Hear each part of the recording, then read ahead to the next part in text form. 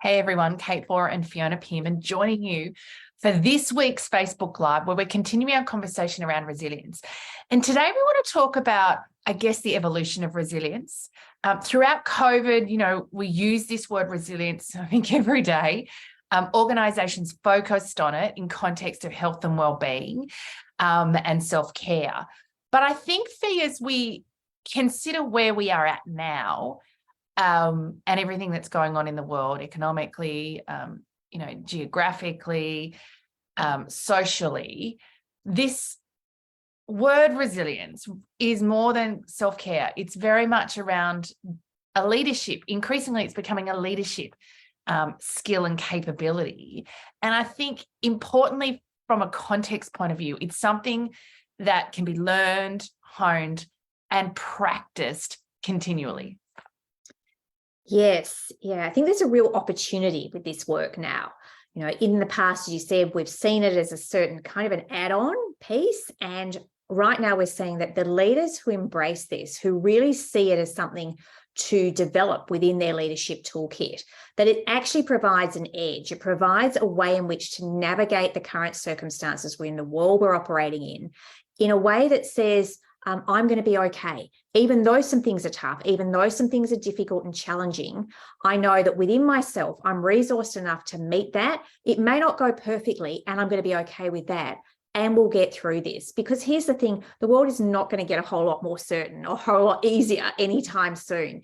And so the more we can start to understand ourselves in that context and what we bring to the table and be willing to do some experimenting, exploring, the more likely we are to go through this and to start to feel as though, actually, I'm going to be okay here. I can do this. And what we know is this is that old feedback loop. The more we do it, the more we get evidence, it'll be okay. And therefore, we're willing to try something else. Yeah, I think even when we look externally and put that aside, organizations these days will be reinventing themselves, digging into new markets, lots of unknown. So this pace allows you to really differentiate yourself, particularly, when you're positioning yourself for promotion internally or going for roles externally. Your ability to talk to how your resilience has translated into leadership through change, through uncertainty is really powerful. Of course, it's important that you're able to articulate it. And so being clear about that and articulating that is important, but it really can help you stand out. I think the other thing worth thinking about as to why this is so important is the ripple effect that it can have, because this doesn't just have an organizational impact, right? Your ability to lead through change with confidence. It has an impact on you personally, your own performance, your own contribution to the organization. It, of course, impacts your people if you're a direct line leader. But even if you're not a direct line leader, it impacts the team and colleagues who we work for. And of course, your leaders as well, because when we have more resilient team members who can support us and each other, of course, that exponentially supports the overall organization as well. And of course, it has a huge impact on our personal lives, right? Our family, our friends. And so being able to look at this from that kind of X factor, right? The return on investment or the ripple effect that this can have in your life, from my experience, can really help us put context around this and prioritize it as a capability to develop. Yeah, I love that there's an opportunity here.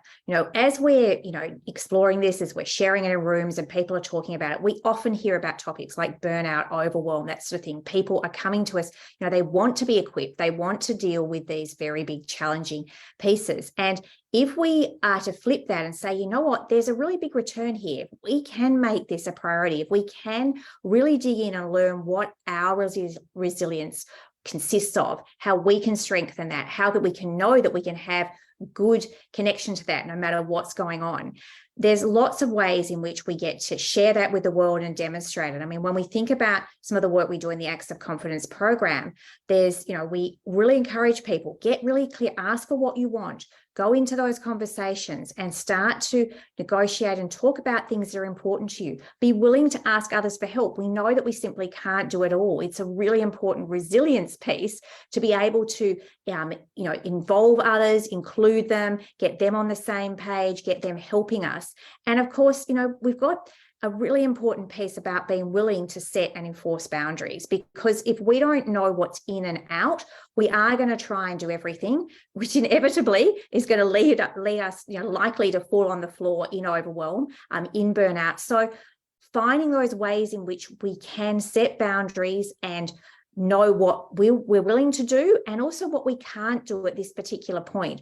All of those strengths, each time we do that, it is very important for us, but it also sets important clues and makes sure other people are aware of some of these things and they can start to adopt some of these practices, which means we're strengthening the health and resilience of the whole system, not just our own. Yeah, absolutely. So active confidence number 3, ask what you want. Active confidence number 4, ask for help. Active confidence number 6, set and enforce boundaries and saying no with confidence. All of these of the 7 acts of confidence are part of how we really develop and grow ourselves to show up differently. Of course, there's impacts on our career, our well-being, but also on our resilience as well.